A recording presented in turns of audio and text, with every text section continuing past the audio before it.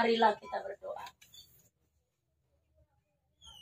Terima kasih Tuhan untuk berkat dan pengasihan-Mu yang masih boleh kami nikmati hingga pada sore hari ini. Tuntunlah hati kami, kuasai dan kendalikanlah pikiran kami di dalam Roh-Mu yang kudus di saat kami akan mendengarkan firman-Mu. Biarlah melalui pertolongan Roh-Mu kami dapat memahami dengan baik dan menerima dengan baik firman Tuhan. Amin. Shalom. Bapak, Ibu, jemaat yang dikasihi Tuhan, nas khotbah untuk kita sore hari ini tertulis dalam kitab 2 Korintus pasal 4.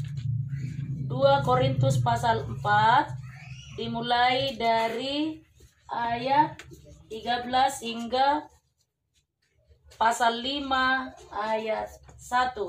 2 Korintus pasal 4 dimulai dari ayat 13 hingga pasal 5 ayat 1. Marilah kita simak di dalam hati kita masing-masing. Saya akan membacakan untuk kita. Namun, karena kami memiliki roh iman yang sama, seperti ada tertulis, aku percaya, sebab itu aku berkata. Maka kami juga percaya, dan sebab itu kami juga berkata-kata. Karena kami tahu bahwa Ia yang telah membangkitkan Tuhan Yesus akan membangkitkan kami juga bersama-sama dengan Yesus. Dan Ia akan menghadapkan kami bersama-sama dengan kamu kepada dirinya. Sebab semua itu terjadi oleh karena kamu, supaya kasih karunia yang semakin besar berhubung dengan semakin banyaknya orang yang menjadi percaya, menyebabkan semakin melimpahnya ucapan syukur bagi kemuliaan Allah. Sebab itu kami tidak tawar hati, tetapi meskipun manusia lahiria kami semakin merosot, namun manusia batinia kami dibaharui dari sehari ke hari. Sebab penderitaan ringan yang sekarang ini mengerjakan bagi kami kemuliaan kekal yang melebihi segala-galanya, jauh lebih besar daripada penderitaan kami. Sebab kami tidak memperhatikan yang kelihatan, melainkan yang tidak kelihatan. Karena yang kelihatan adalah sementara, sedangkan yang tak kelihatan adalah kekal. Karena kami tahu bahwa jika kemah tempat kediaman kita di bumi ini dibongkar, Allah telah menyediakan suatu tempat kediaman di surga bagi kita, suatu tempat kediaman yang kekal yang tidak dibuat oleh tangan manusia. Demikian firman Tuhan. Bapak, Ibu, jemaat yang dikasihi Tuhan, ada dua hal yang tidak bisa lepas untuk boleh terjadi dalam kehidupan kita. Dan tidak ada satu orang pun selama kita hidup di dunia ini yang bisa terlepas atau selamat dari dua hal ini.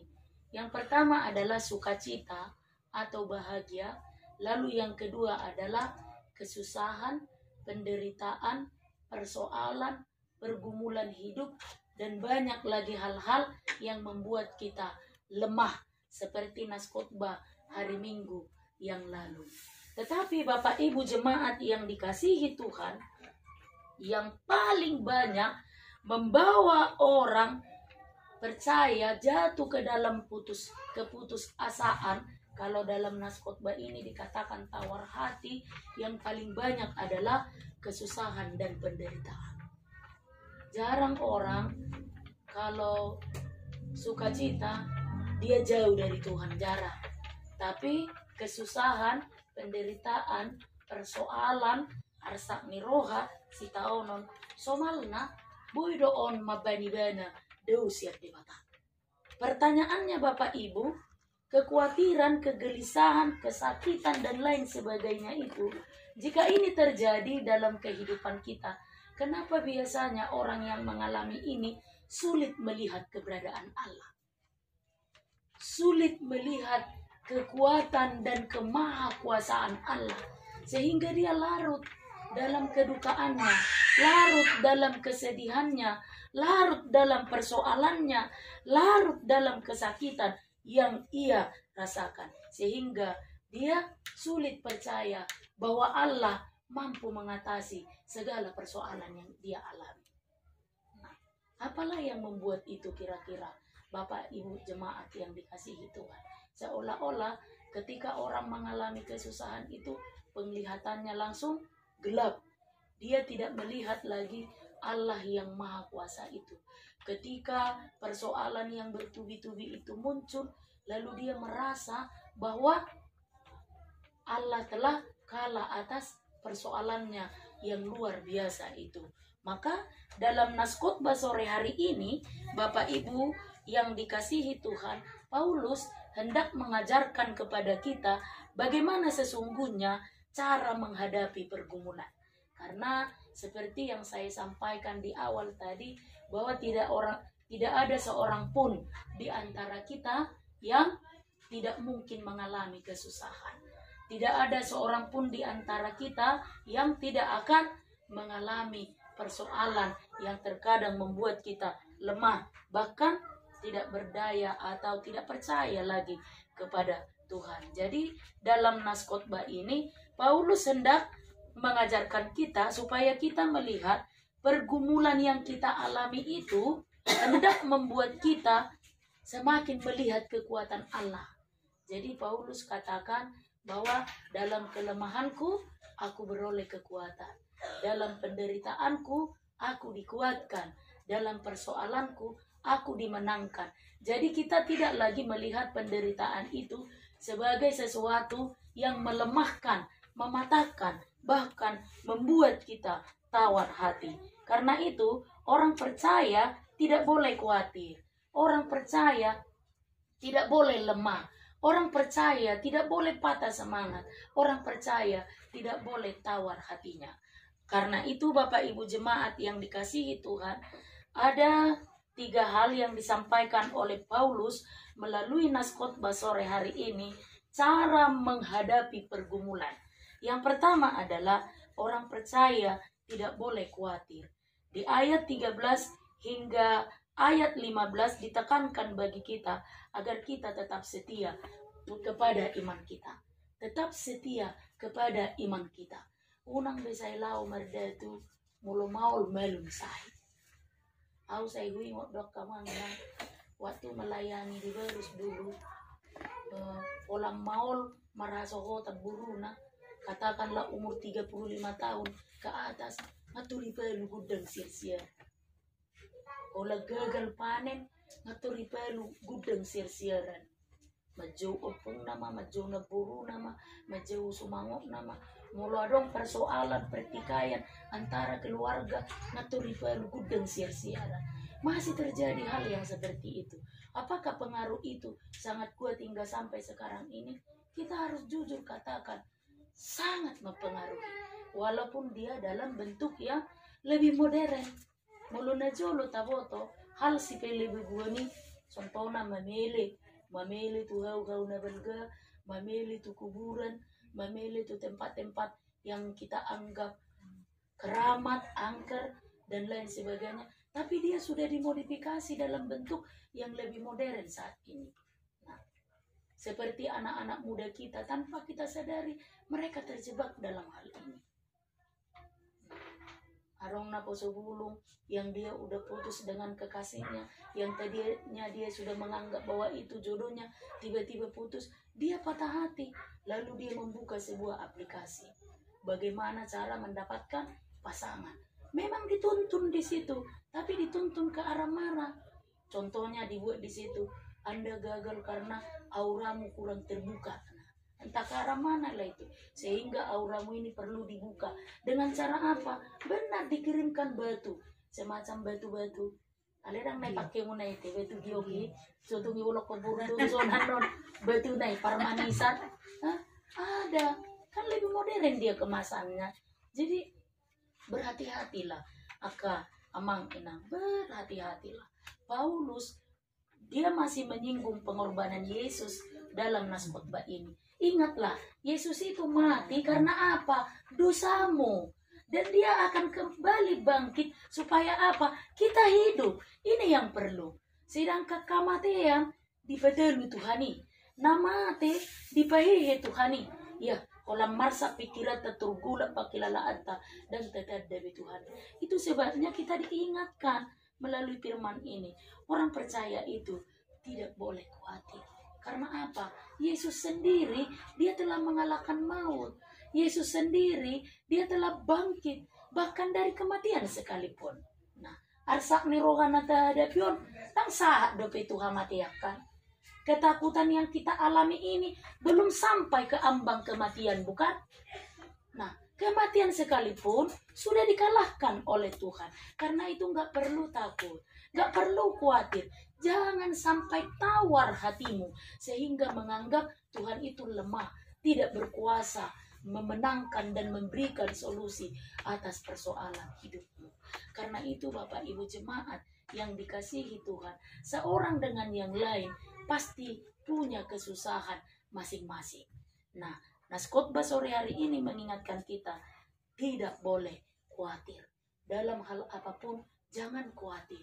Karena kita memiliki Tuhan yang telah berkorban, menyerahkan hidupnya dan membuat kita hidup kembali dalam kekekalan. Bukan hanya di dunia ini, tetapi dalam kekekalan. Jadi itu yang pertama, cara menghadapi pergumulan yang diajarkan oleh Rasul Paulus melalui nas khotbah sore hari ini adalah orang percaya tidak boleh khawatir. Yang kedua, Bapak Ibu jemaat yang dikasihi Tuhan, kita juga diajak untuk memiliki iman yang kokoh dan tidak tergoyahkan. Iman yang kokoh dan tidak tergoyahkan. Artinya hidup kita akan diselamatkan oleh Tuhan. Sekalipun kita harus lalui cobaan. Hidup kita akan diselamatkan sekalipun kita lalui sakit, penyakit. Hidup kita akan tetap diselamatkan sekalipun kita mengalami pergumulan. Jadi jangan goyah. Tetaplah kokoh dan tetaplah teguh. Sama seperti tanaman. Sebetulnya iman kita, pertumbuhan iman kita sama seperti tanaman. Bereng masua-sua nanda berutu. Begak doka hijau bulung naik. Ale mulai cebu murah deh. Murah. Ale bereng masua-sua nanda batu bahkan udah menghasilkan buah. Upak madok tanganmu boy dok. Tidak bisa. Iko bulldozer nama macong keli asa satu urat-uratnya. Begitulah iman orang percaya. Harus kokoh, tidak mudah tergoyahkan. Jadi saat ini Bapak Ibu, kalau saudara sedang mengalami persoalan, menghadapi kesulitan, menghadapi pergumulan, mungkin akan banyak bisikan-bisikan. Oh, bawa dulu ke sana coba. Ikuti dulu ke sana, apa katanya? Coba dulu. Kadang kita langsung sensitif kan? Bawa ke sana, bawa ke sini, bawa ke sana. Paulus mengingatkan kita, miliki iman yang kokoh dan tidak mudah digoyahkan. Jadi seperti apakah contoh yang iman yang rapuh dan mudah digoyahkan itu? Ya seperti kerupuk lah. Tetap dari kerupuk, kerupuki, kerupuk kope pakai tangan, hancur kan? Nah itu hanya pakai tangan, rapuh. Itulah namanya rapuh. Kerupuk itu disiram air sedikit saja, benyek. Terkena angin sedikit saja, iya. Begitulah contoh iman yang rapuh. Kalau manobo tukul noti, apa nikot to, sita kuna udah bibuin. Kalau tukul do be manobo, ya, buado pak tena dua isur bonggolon nada. Bayakon kan, sungguh maka ada kita.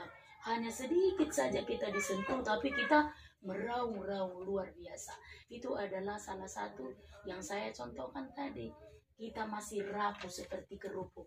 Terkena air sedikit dia hancur, terkena udara sedikit dia hancur. Tapi Paulus katakan, milikilah iman yang kokoh, yang tidak tergoyahkan. Kenapa kita dianjurkan memiliki iman yang kokoh? Karena kita punya harapan. Yesus itu akan membangkitkan kita. Haji peta hilala di hasianganon, gok ilu, gok arsa, kita di hasianganon. Songone detai, partani satu HP, anggona di hasianganon. Tapi ingat, Tuhan akan membangkitkan kita kelak sama seperti Dia telah bangkit dari maut dan kematian itu. Jadi itu yang kedua ya, Bapak Ibu jemaat yang dikasihi Tuhan. Cara menghadapi pergumulan itu kita diajak untuk jangan khawatir. Karena apa? Ada Tuhan yang senantiasa melihat kita. Masih ingat gak nas khotbah minggu lalu? Tuhan itu maha tahu, maha mengetahui. Apapun yang saudara rasakan, apapun yang saudara alami, Tuhan itu maha mengetahui. Yang kedua, kita diajak untuk memiliki iman yang kokoh dan tidak tergoyahkan. Lalu yang terakhir diajak oleh Paulus, cara untuk menghadapi pergumulan adalah tetaplah setia kepada Tuhan. Tetaplah setia hanya kepada Tuhan. Jangan fokuskan dirimu dengan, kalau Paulus katakan dari nas khotbah ini, dengan hal-hal yang lahiriah. Kenapa? Kenapa kita dilarang untuk memfokuskan diri, berkonsentrasi hanya untuk hal-hal yang lahiriah? Karena itu akan menjadi tua dan layu. Sama seperti tanaman itu. Akan ada saatnya dia tidak berbuah lagi, lalu mati, lalu layu. Akan seperti itu. Kita diibaratkan seperti orang yang sedang berkemah. Berkemah itu artinya menumpang.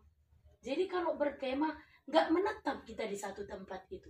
Ada saatnya kemah itu akan dibongkar. Lalu pertanyaannya, kalau waktumu berkemah di bumi ini, waktumu mengontrak di bumi ini, waktumu menumpang di bumi ini telah selesai, telah berakhir waktunya, akan kemanakah jiwa kita berikutnya? Nah, itu sebabnya Paulus katakan, pikirkanlah hal-hal yang batiniah. Hal-hal yang batiniah itu adalah hal-hal yang senantiasa dituntun dan dipenuhi oleh Roh Kudus. Itu tadi yang disebutkan dalam pasal 5 ayat 1 itu. Pasal 5 ayat 1. Mari kita baca. Budi Pita Bere. Bisa ya? Pasal 5 ayat 1. Marilah kita baca bersama-sama. 1, 2, 3. Karena kami tahu bahwa jika kemah tempat kediaman kita di bumi ini dibongkar, Allah telah menyediakan suatu tempat kediaman di surga bagi kita, suatu tempat kediaman yang kekal, yang tidak dibuat oleh tangan manusia. Jadi sekali lagi firman ini hendak katakan, hidup kita bukan di dunia ini. Dakolak isok kita mengulu akamangin anda, lalu pikirkan hidupmu yang berikutnya, yaitu di sorga. Jauh nak pulang dari portibio pikir. Dan di sok kita, ingat, na berkemah dohita nuai, na mangontrak dohita nuai, na manopang dohita nuai. Dan iman kita tetap berharap bahwa Tuhan sedang mempersiapkan tempat kita di sorga. Apakah saya ikut di situ? Apakah Amang dan Inang yang hadir di sini ikut di situ menghuni sorga yang telah dipersiapkan oleh Allah bagi kita? Maka Paulus katakan, setialah kepada Tuhan. Jangan fokuskan dirimu dengan hal-hal yang lahiriah, karena itu akan berakhir sementara dan sifatnya tidak kekal. Tetapi siapakah yang kekal dan abadi itu? Itulah Tuhan, satu-satunya penyelamat bagi kita. Maka Bapak Ibu jemaat yang dikasihi Tuhan, apapun yang datang menghampiri hidupmu, baik suka, baik duka, baik kesusahan, penderitaan, persoalan, Paulus telah mengajar kita untuk menghadapi pergumulan itu agar tetap setia kepada Tuhan. Jangan khawatir dan milikilah iman yang kokoh dan tidak tergoyahkan. Amin.